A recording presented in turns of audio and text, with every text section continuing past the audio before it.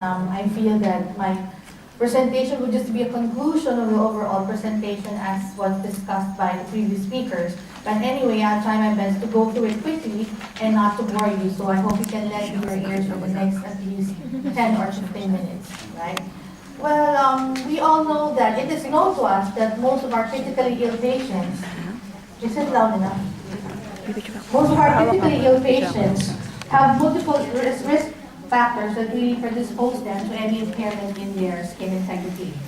Well, as healthcare professionals, what was discussed earlier should be utilized properly for us to be able to address the problems and complications related to this entity. While maintaining skin integrity in the critical care setting, it comes least among the priorities, probably because we have a lot of multiple tasks in a day-to-day basis. We tend to deliver a lot of treatments, so we tend to forget or neglect about skin. But you will all agree with me in saying that really, we cannot gauge a person's quality of life if there is no intact or good skin, isn't it? Okay. So when we're speaking of skin integrity, what comes to your mind? Just a review, definitely it's an intact, whole, or undamaged skin. While the skin performs a variety of functions, being the largest organ in the body, protects the body from trauma through the metabolic processes, against exposure to chemicals, radiations, trauma, or infection. It regulates temperature.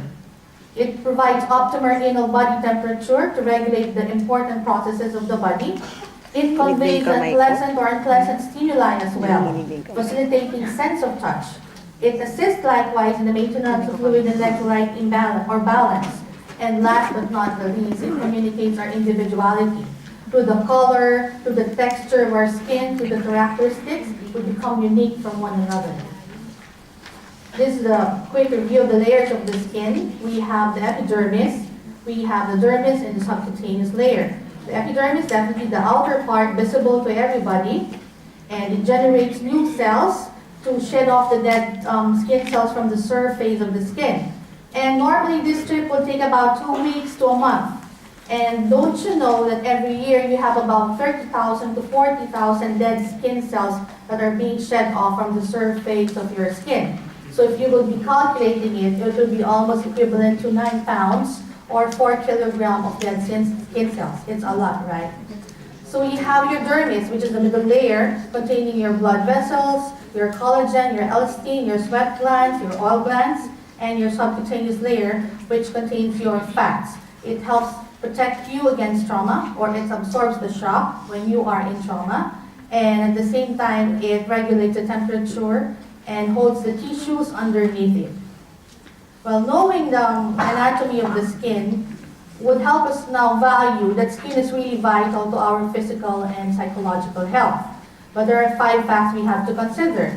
Well, the older skin, it's thinner. Who has thin skin here? So this is because of the degenerative process, right? The loss of normal skin elasticity. It makes it more sensitive to injury, and it takes longer time to heal. Fact number 2, skin integrity in the critical care setting is not just about pressure ulcers. Let me clarify this with you, that we are not just talking about the wound itself.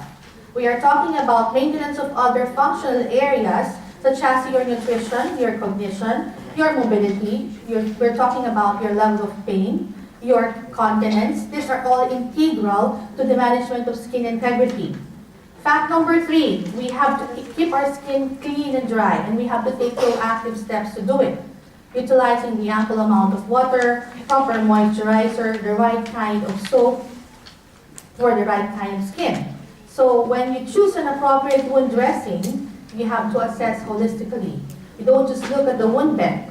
You have to assess the patient, the structure of the patient. You want to formulate a unique goal specifically tailored to suit the patient's needs. Like, what do you want to achieve for that kind of wound? What will be cost effective? What is more appropriate as a wound dressing? Now, what are the risks? It has been discussed, and just to go through it quickly, immobility is a major risk factor for development of skin impairment.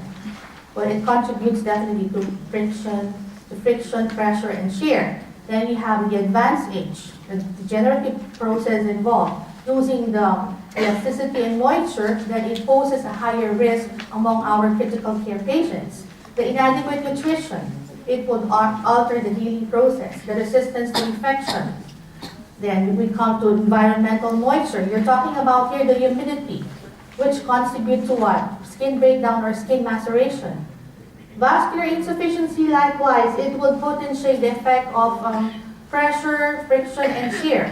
The mechanical forces, it's not enough that we use or apply assistive devices to mobilize our patient, but are we applying the proper technique? Because if we apply it wrongly, then we are just enhancing the potential for skin breakdown. And those patients who has really marked bony prominences, those who has bony structures. Now, how do we recognize a potential problem? Well, the assessment is the key. You have to have a good admission and ongoing assessment. Firstly, you have to determine the age of your patient. As we know, we have discussed the degenerative process involved in aging. We have to assess the general condition of the skin, the color, the texture, the capillary feel. We have to assess the patient's awareness of sensation or pressure. For us healthy individuals without sensory loss or impairment, if we feel a pressure on a certain body part, we tend to shift weight, right? But for our patients who has sensory loss, who has neurological deficits, it will be difficult for them to sense an unpleasant stimuli on a specific body part. So it is our role as healthcare provider to be able to address that. Now, we have to assess patient's mobility. How much movement can the patient tolerate? Remember, this is the major key factor for development of pressure ulcer, immobility. We have to assess the patient's nutritional status. We have to identify the risk factors involved when it comes to nutrition. The weight, admission weight is very important. You establish a baseline so that you will be able to identify if there's significant weight loss during the hospitalization for you to gauge if there is really a higher risk for development of a skin impairment. You have to check the albumin levels as well. If the albumin levels will fall below 2.5 grams per deciliter, then it is a red light. Why? It is a grave sign. It can be a sign of severe protein depletion. We have to assess the patient's level of pain. Well, pain is what? It is the earliest sign that there is what? A prolonged pressure on the nerve endings. So you can use the appropriate pain scales available within the organization. You have to assess the elimination patterns, the continence issue of your patient. If there is constant moisture, as we said, it can cause what? Skin breakdown due to the skin maceration. Like I would acknowledge the treatment plan that was initiated by Dr. Jassem in our unit. If you can remember, we have this patient who was very much incontinent and there was really severe perianal excoriation. We were I was calling Dr. Samsara, but he was busy. So I was really thankful. We're thankful to Dr. Jassem. He redesigned the treatment plan, so the patient skin issue has been resolved. Ever since, no more perianal excoriation, no more pain. So thank you to Dr. Jassem.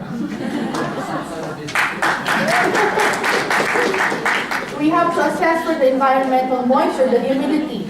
That is why sometimes Dr. Han will come to the unit and he would say, why is the air conditioning so cold? This is because some of the patients really have profuse sweating, so we have to readjust the room temperature to make sure that we will lower the risk for them to develop pressure ulcers. We have to assess the surface that the patient spend majority of time with. Well, if you have to look at the mattress, you have to look at the chair where you are mobilizing your patient daily. You have to make sure that there will be even effort to distribute all the pressures. Look at pressure points. Maybe there are some parts of the chair that can cause significant unrelieved pressure, and this would be a risk for development of skin breakdown. So like with the occupational therapists, whenever they would prescribe a splint for some of our patients, we always coordinate with them and make sure that all the pressure points are padded and cushioned so that there will not be risk for skin impairment. We have to assess the risk for falls.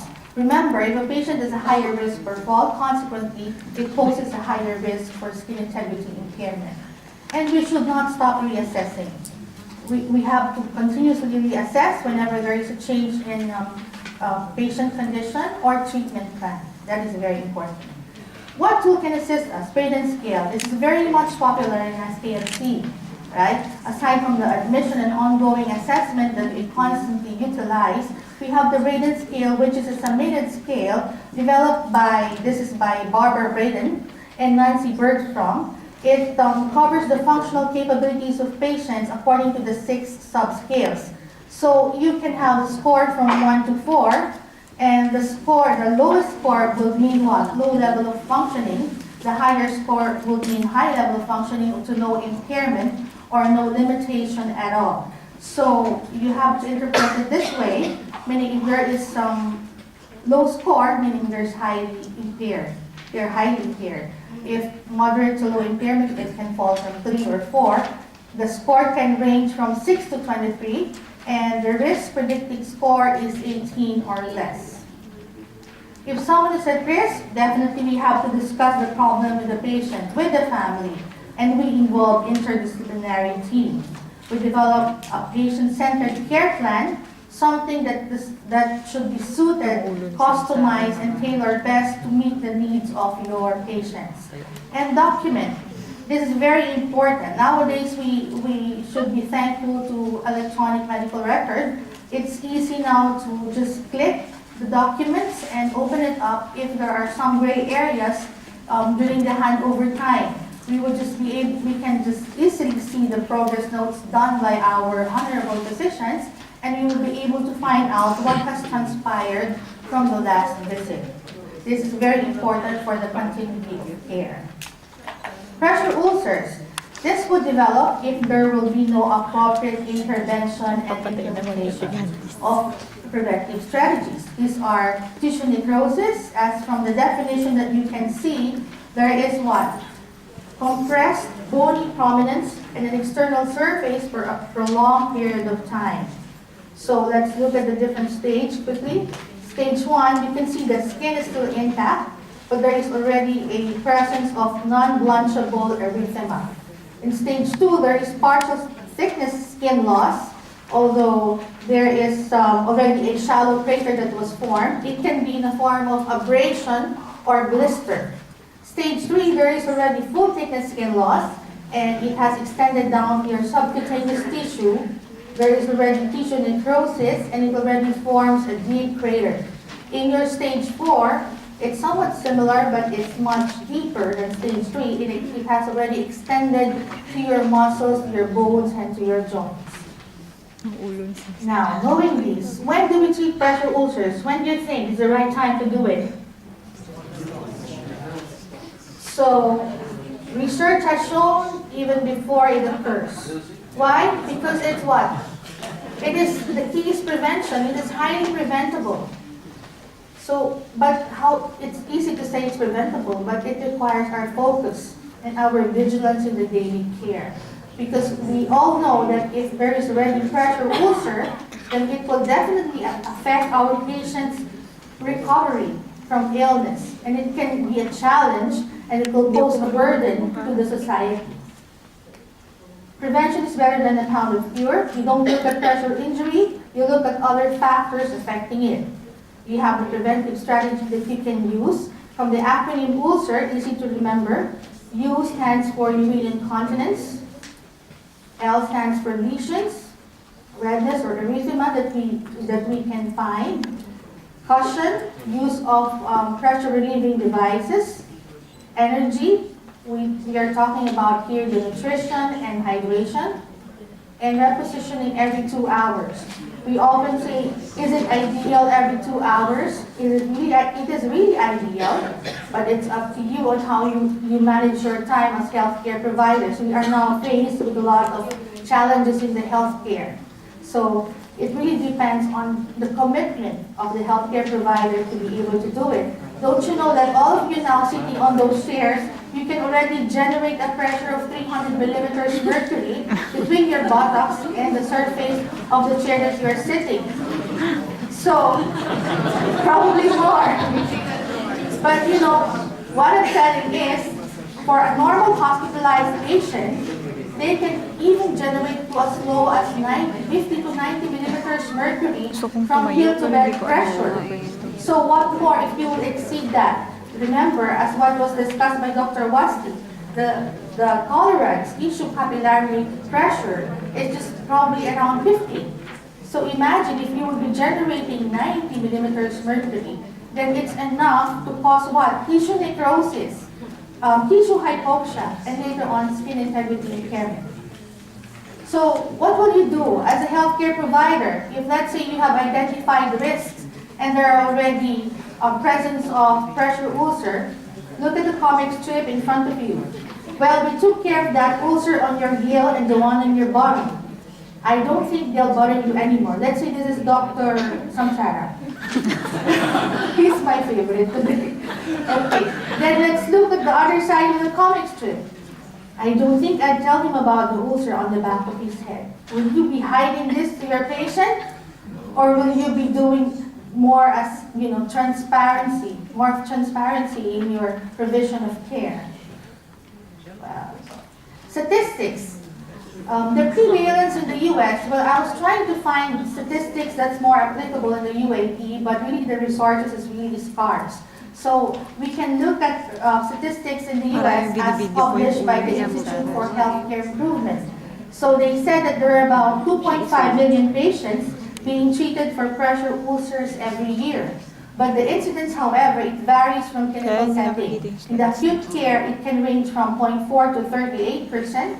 In long-term care, 2.2 to 28.9%. And in home health care, 0% to 17%. The mortality rate due to complications from pressure ulcers is estimated around 60,000 patients. They die every year because of complications. And the cost impact, definitely it's huge. It can go up to $70,000 just for a single pressure ulcer, and total cost of treatment, $11 billion. These are the impact that it can have on your patient: body image, functional recovery, disturbance, strain the family. It can strain the family's resources, not just about money, the family dynamics, the family culture, the independence of your patient, increases the hospital stay, length of stay, increases incidence of morbidity and mortality. We have the 6 prevention strategies, almost similar to the ulcer acronym a while ago. Admission assessment, the assessment of risk, inspect the skin daily, manage moisture, optimize nutrition and hydration, and we have to minimize pressure. But there must be organizational involvement. It's not easy to just implement these strategies without support from the organization. Remember that there must be a culture of evidence-based practice. Gone are the days that we just look at the textbook format, what was taught in school, in the College of Medicine, in the College of Nursing. We have to take into consideration now the best available clinical evidence, use your clinical expertise, and at the same time, take into consideration your patient values, beliefs, and circumstances, and be able to translate this into your daily practice. The organization as well must implement guidelines. They must take into consideration barriers within the organization, the dedication of qualified staff, and they have to seek out every opportunity that they would be able to implement the best practice guidelines. And there must be a system of monitoring for you to be able to identify which one has worked well and look at the areas of improvement. Involves multidisciplinary care. Just 5 minutes, doctor. 1 minute. And we have to make sure patient is involved through education and continuity of care. These are my resources. The conclusion is, we have to adopt prevention as our first initiative, but early detection and treatment is imperative. Variety of therapies and strategies can be applied, but a sound clinical judgment, patient-centered care through a multidisciplinary approach can bring the prospect of reversing trends in the increasing incidence of skin impairment in the critical care setting. These are my references, and let me end this presentation by saying that it's about commitment that we make to ourselves, to others, and the integrity of those commitments is the essence and clearest manifestation of our proactivity. This is a true service to humanity. Thank you and good day. Wow.